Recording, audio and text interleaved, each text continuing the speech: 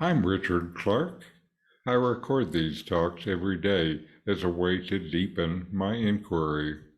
Listen each day and deepen your own practice. Welcome.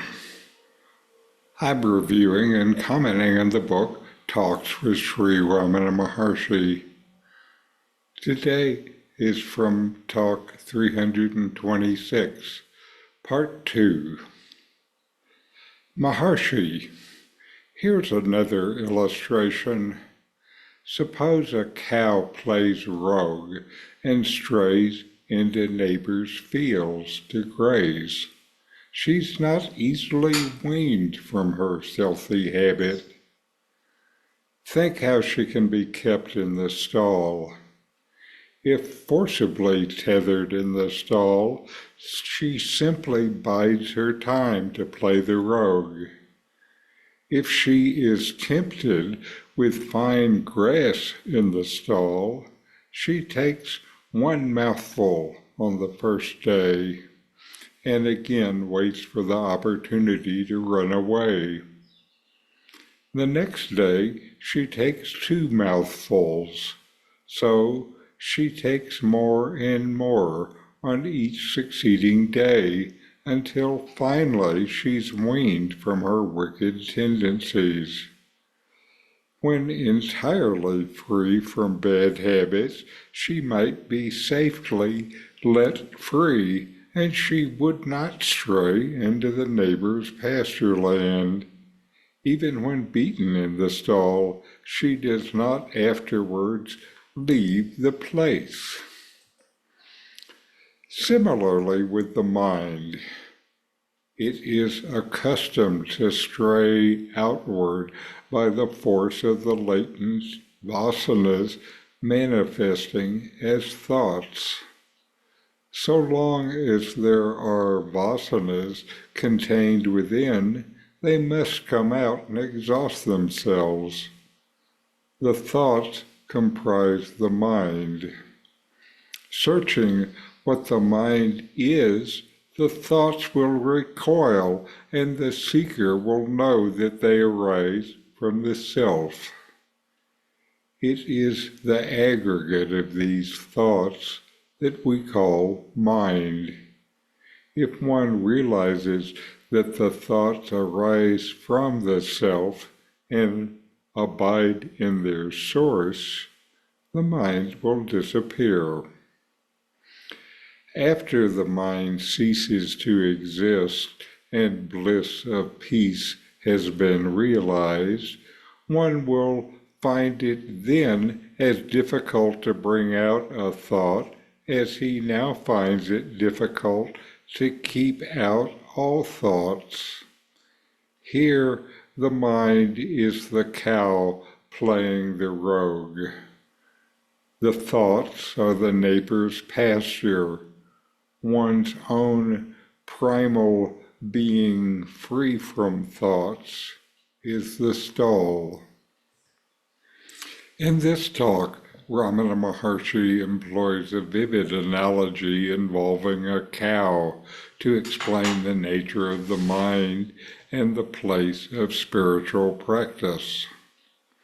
The analogy begins with the scenario of a cow that habitually strays into the neighbor's field to graze. This is like the mind's tendency to wander. The cow remembers where she got some good fodder and returns there. The vasana starts with remembering where we found some happiness or pleasure. And since we all naturally want happiness, the mind, remembering where it once found it, wants to return there. The cow returning to the neighbor's field. What starts with a memory becomes a habit. The habit repeated becomes a tendency, a vasana. The vasana drives the mind out, looking for its next meal of happiness.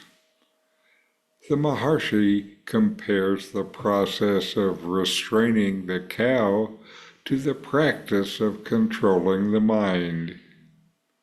If the cow is forcibly tethered in the stall, it merely bides its time to escape again, symbolizing how attempting to suppress the mind's tendencies through sheer willpower is ultimately futile.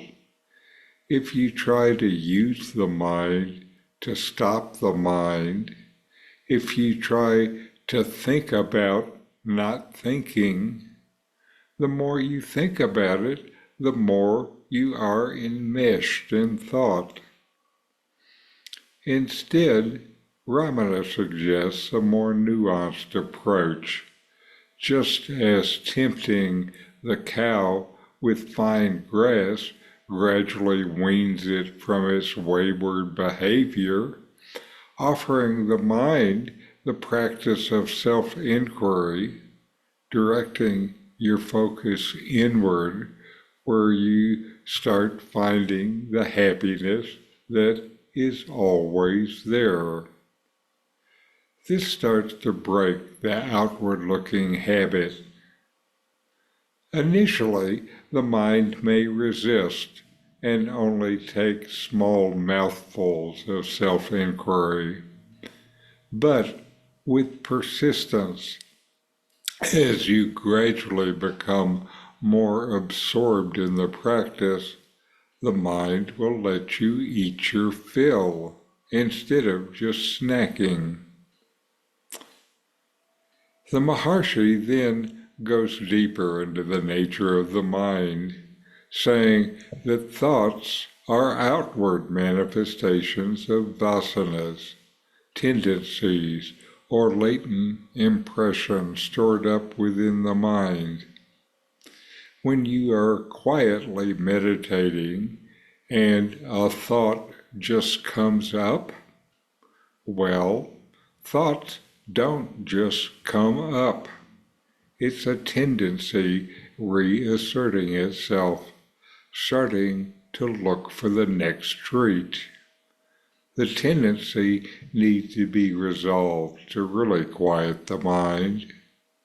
Resolve it by knowledge, direct experiential knowledge, knowledge of the lasting happiness that comes from within versus the transient happiness from external objects or activities. Together, these thoughts, which constitute the mind, rise from the self, the consciousness that is the knowing capacity of the mind.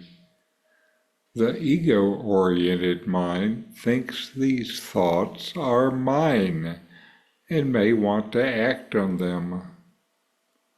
The mind doesn't notice that both the thought and the mind that thinks them both rise from your own being. Through self-inquiry, you can investigate the nature of the mind and realize that the mind rises from the self and dissolves back into the self. It does this every night when you sleep. The culmination of this is a quiet mind, analogous to the cow ceasing its rogue behavior. When the mind is no longer active, no longer reaching out, you experience the blissful peace of self-realization. Just as it is hard to stop thoughts now, it will be hard to bring forth a thought then. When the cow is trained to stay in the stall, it won't wander. You'll find it less desirable to engage in worldly thoughts, having transcended the limitations of your mind.